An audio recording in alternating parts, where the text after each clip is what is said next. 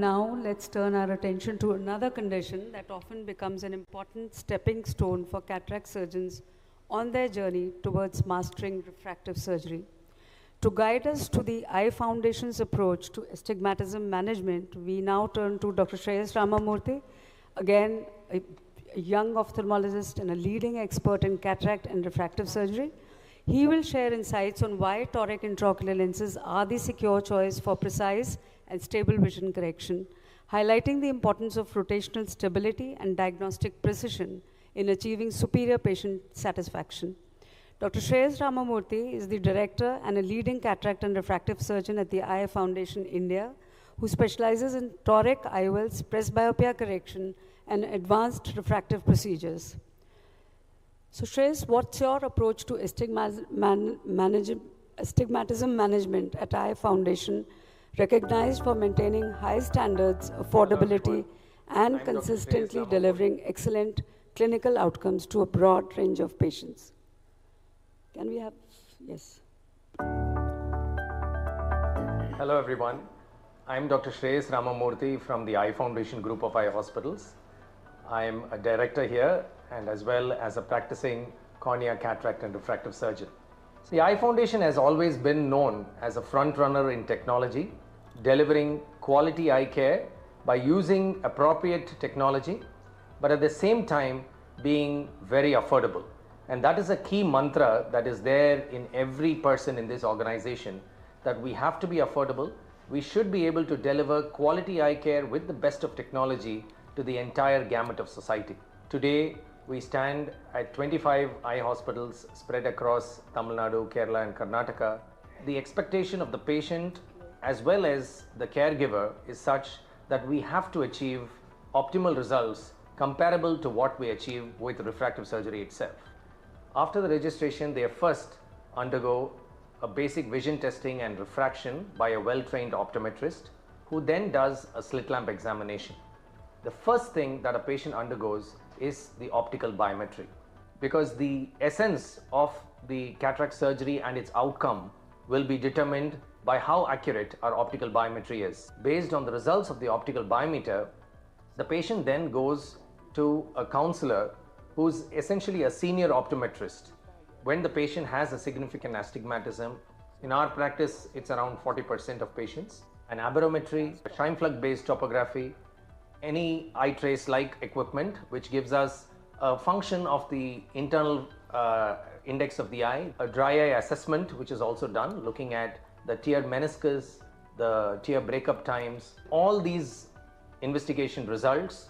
We then have a discussion with the patient, talk to them about what is afflicting their eye. We also have a detailed discussion about their day-to-day needs and their requirements, and ensure that we then tailor make the intraocular lens that the patient wants to choose based on their requirements, and the entire guidance and counseling then proceeds in this fashion. The aim of the surgery itself is really to debulk the amount of astigmatism that the patient has. For this, there are two important criteria that we look into. The first being the amount of astigmatism that we need to correct, that is the magnitude of astigmatism, and this we try to corroborate with at least 2 or 3 different devices. The second and the more difficult thing to achieve is the vector itself, that is the direction of the astigmatism. The direction of the astigmatism, if it is correlating in 2 or more scans, these are the patients who do extremely well with a toric intraocular lens implant. And in those patients, we go ahead and correct the full astigmatism that the patient has. Once this is corrected, the patient's quality of vision improves remarkably, and you will see that their best corrected visual acuity is actually much better after the cataract surgery than what the patient had even prior to the onset of cataract. Rather than using the word toric itself, we talk about customizing the lens for the power of their eye. So really, it is a customized lens where we are correcting the spherical power, the cylindrical power along the axis that the patient's cornea requires. Today, if you go online, you have a variety of wonderful calculators which are available. You have the Barrett toric calculators. Hoya has a wonderful toric calculator which also uses the Abulafia-Koch regression formulae. If you're using any one of the online calculators and you have only the anterior corneal measurements and you don't have a posterior corneal measurements either from your IL Master 700 or any Scheimpflug device, it really doesn't matter. Because there are multiple studies today which have shown that by just using the anterior corneal values along with the mathematically derived posterior corneal measurements which are input into the formula give you very accurate outcomes which are similar if not better than the measured values from the posterior cornea that you're taking from different Scheimpflug devices. So in our centers, we have certain preoperative equipment which are available. We take the different landmarks of the patient's eye, which are then wirelessly transferred onto the microscope, and we can see an overlay while we are implanting the lens. However, you could also do accurate measurements on the slit lamp where you mark the 0, 180 and 270 degrees. You can then mark the axis of implantation accurately and then go ahead and use this manual marking as a guide for toric IOL implantation itself. All you have to do is ensure that you have accurate measurements on the slit lamp, either with a marker pen or just a small scratch on the cornea with a 26 gauge blade, and then subsequently once you mark it, refresh the marks on the operating theatre table, and you can have extremely accurate outcomes even without using a markerless system. Consistency comes from when the patient is made to lie down on the table, where the sister who's actually draping the patient explains to them about what is going to happen to them over the next 10 minutes, and then subsequently standardizing your procedure. The way you do your incision, the type of incision that we use, the type of phaco tip and sleeve that you use is all dependent on the intraocular lens. And this is where a very good injector system like the Multicert, which goes very smoothly through your incision, it enables you to easily deliver the intraocular lens in the bag, but at the same time ensuring that you don't have to do a difficult wound assisted delivery, but it slides through a 2.2 millimeter incision, and actually you have the mouth of the cartridge very much over the pupil and the IOL is going directly into the bag. I'm quite fond of the Vivinex toric lens. The rotational stability of the lens is excellent. The tips of these lenses, the haptics, are also sticking to the bag very well, and the rotational stability is extremely good. So a combination of an efficient delivery system with a very rotationally stable lens makes this a very preferred choice for many surgeons. Using Vivinex at Eye Foundation has become an integral part of ensuring that we are able to deliver the quality care that we want to use for our patients. One important tip which I would also like to add is ensuring right positioning of the lens, not just when the lens is implanted, but after you remove the viscoelastic, after you hydrate, after you remove the speculum. Because each of these maneuvers can cause change in the anterior chamber dynamics, the deepening or the shallowing of the anterior chamber which could happen in any of these maneuvers, which could lead to a rotation of the intraocular lens. I hope this video goes in furthering the adoption of correcting astigmatism in our patients more as a necessity rather than a choice. We are also encouraging surgeons to ensure that they are able to deliver excellent results to their patients with confidence, and also ensuring that we are able to enjoy the whole experience of doing cataract surgery in these patients by using the multitude of IOLs, the array of IOLs that is available on this platform. Thank you. So thank you, Shreyas. I think that was a very useful tip. One, that is at all steps, right, from when you have implanted the toric intraocular lens and you've closed the eye, you need to see that the lens is still there. This is for Professor Tritial. So what is the prevalence of astigmatism in your clinical practice and across India overall?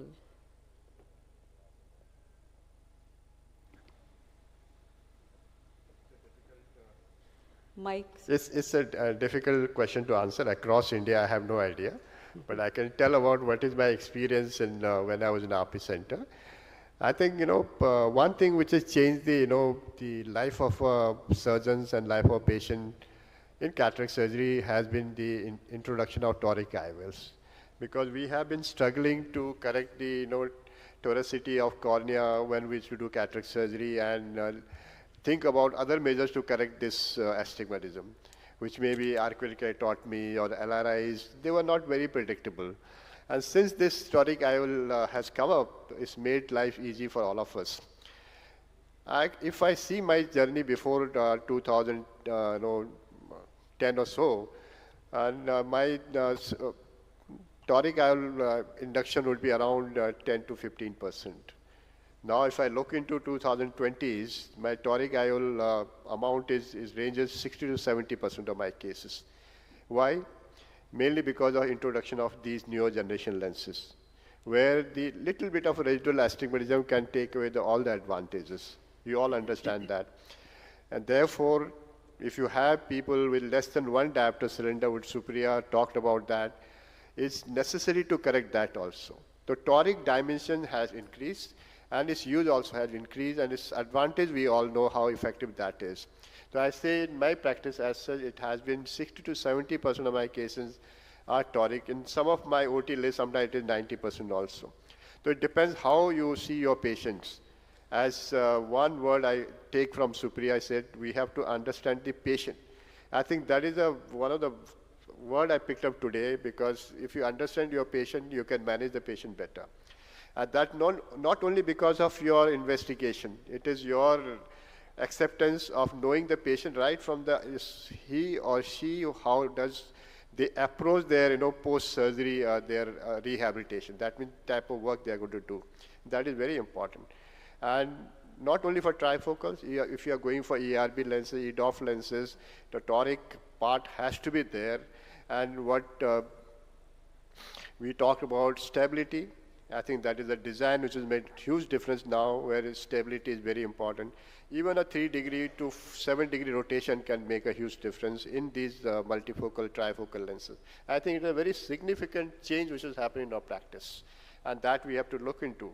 And people who are doing toric IOLs, most of them may be doing a manual marking also. Even that is effective if you do more correctly. Adaptation of yourself to those markings also important. Don't leave it to other person to mark for yourself. And if you have access to a image-guided system, nothing better than that.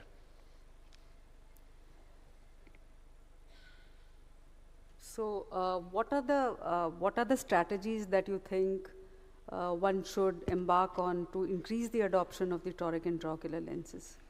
That's a very good question, Professor Namrata. I think, across the country, sometimes, people have a hesitation that toric surgery may be difficult.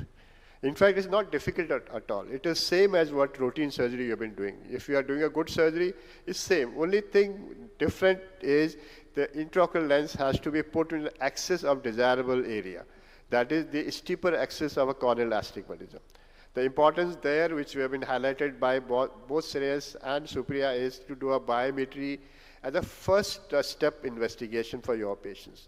Your cornea should be virgin when you are doing all these analysis. And there you get the actual amount of toricity in the cornea and axis. And whatever we have been telling in that is, when you are looking to corneal toricity, when you are mapping the cornea, use at least 2 or 3 instrumentation of a different principles. And that gives you idea. If your axis is matching, the cornea is regular. If the axis is matching, the cornea is regular, you are pretty safe to implant this case.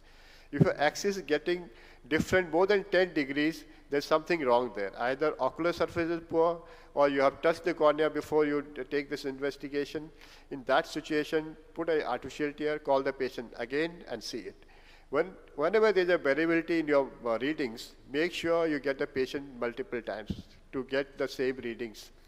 And it is always safe to have a regular cornea with investigation.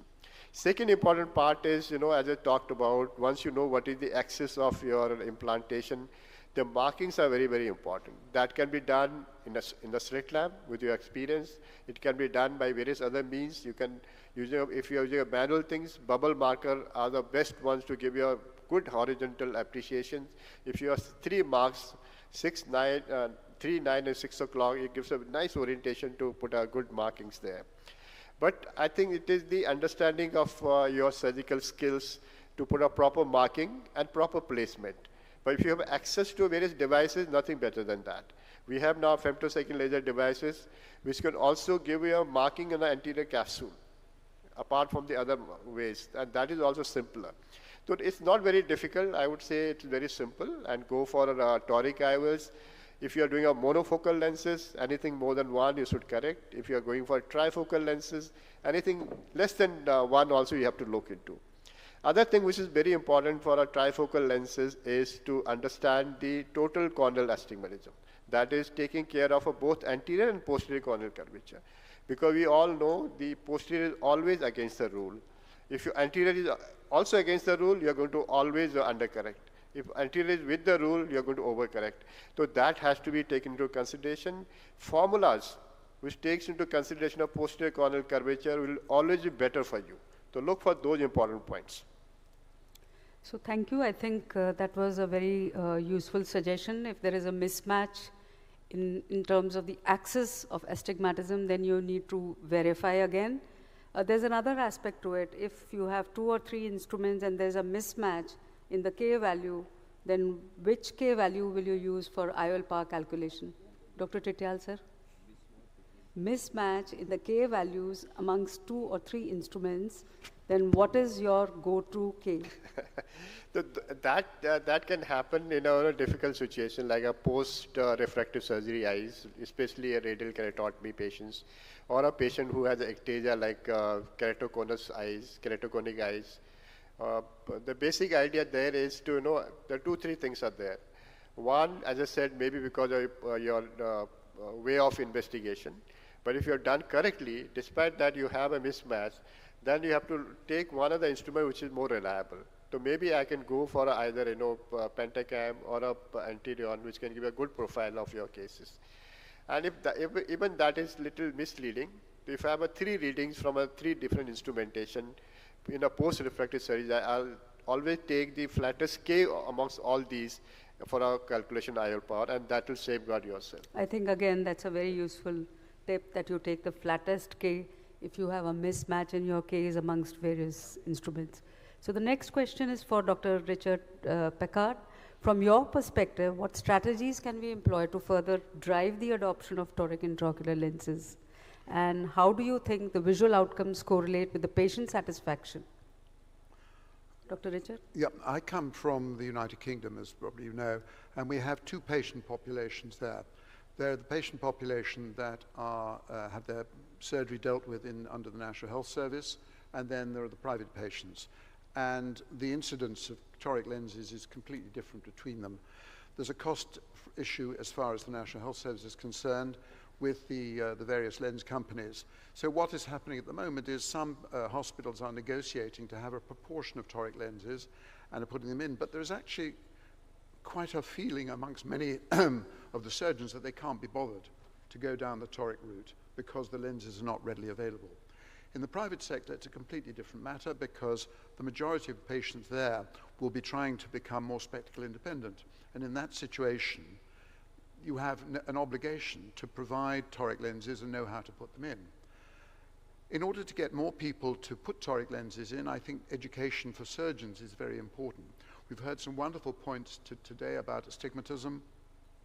We all know that if you can give a patient a really good correction with a toric lens to deal with their astigmatism, that they're going to be much happier. But again, their perception depends on what you said to them in advance. And providing that you haven't oversold, you'll almost certainly have happy patients. I think that across the world now, toric lenses are being used more, particularly where people are using lenses for multiple corrections. So if you're using a lens that is for presbyopia correction, you're going to need to correct the astigmatism, which is the final question here.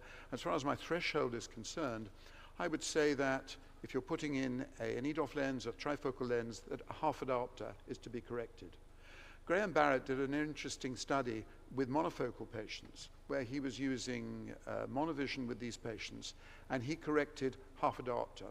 And he said there was no question, as far as the patients were concerned, the responses that he got back from them, that they were very happy to have even this small amount of astigmatism corrected for the quality of the life that it gave back to them. I think we are all on the same page that the toric IOLs have to be corrected. Can I just put a question to the audience here, sitting here? You have, I see a lot of different generation of people sitting here. So how many of you are using toric IOLs in your routine practice? Can you raise the hand?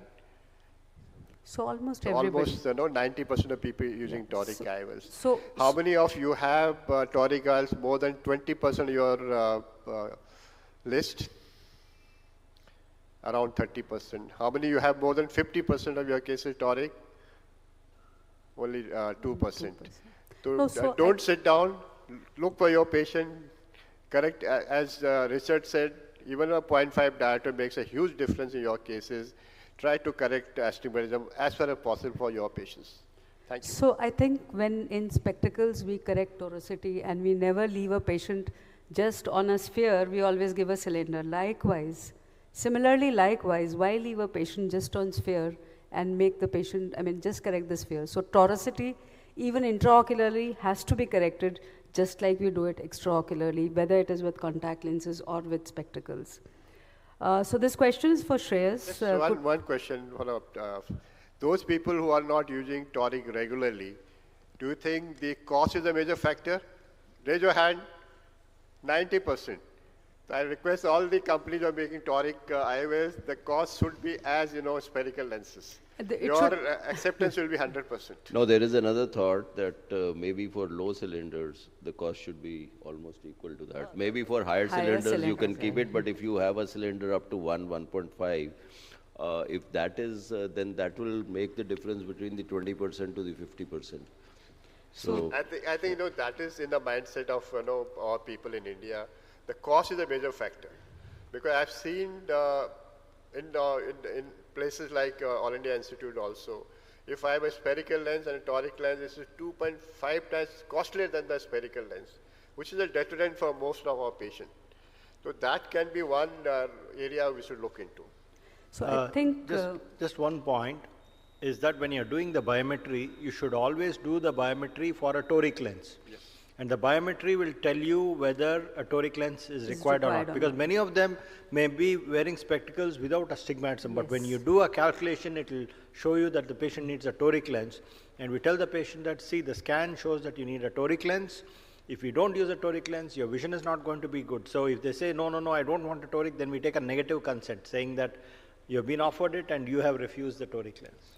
So I think, that's a very good point. I've had many patients who are not using, a cylinder in their routine life. The one we did a biometry, it showed a cylinder. I said, okay, toric lens has to be put to correct your. And they were saying, no, why should I get a toric lens? Because I never used no cylinder in my glasses.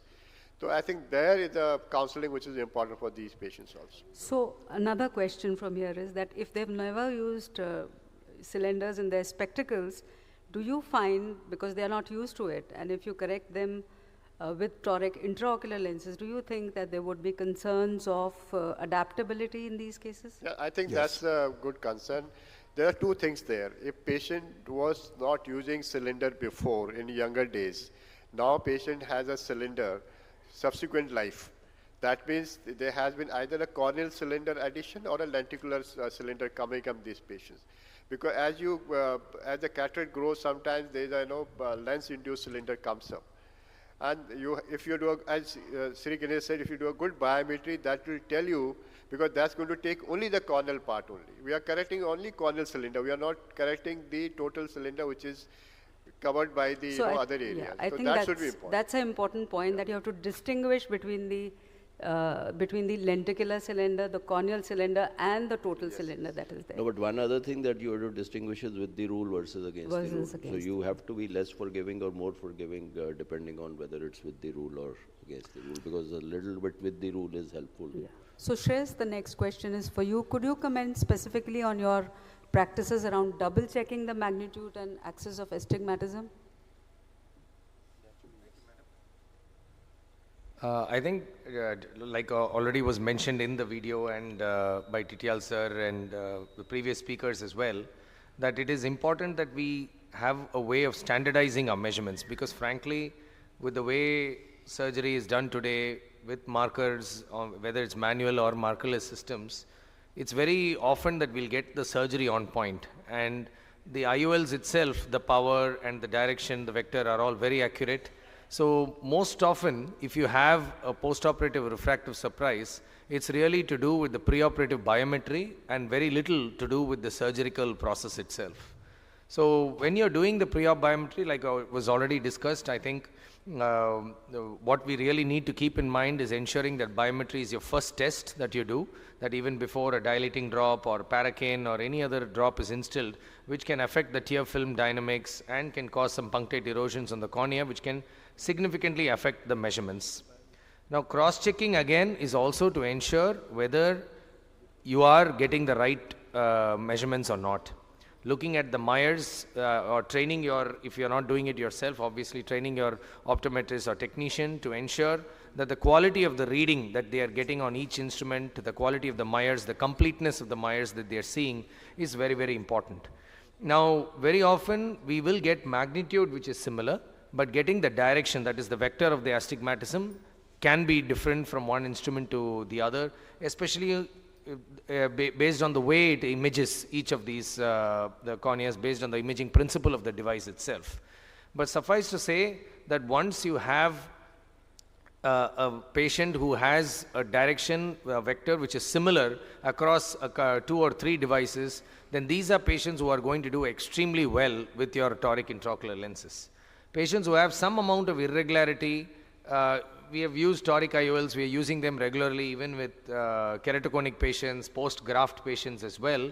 But here the idea is really to debulk the amount of astigmatism. We are not really looking at emetropia here, but debulking the astigmatism, especially in the higher diopter of cylinders, really improves their best corrected spectacle visual acuity, their quality of vision. So even though some may say that if you can't get an accurate measurement, why do a toric IOL at all? That's really not the case. Higher the cylinder, more irregular the astigmatism, debulking the astigmatism itself significantly improves the quality of vision, unless the patient is going to be wearing contact lenses in the postoperative period, which is seldom the case in a country like India, where a patient at age 60 or 70 is going to be wearing a contact lens. So debulking astigmatism, even if a small residual is left in their glasses, the overall quality of vision will be much better. Okay. Thank you. And I think the next question is going to be on the rotational stability of the lenses.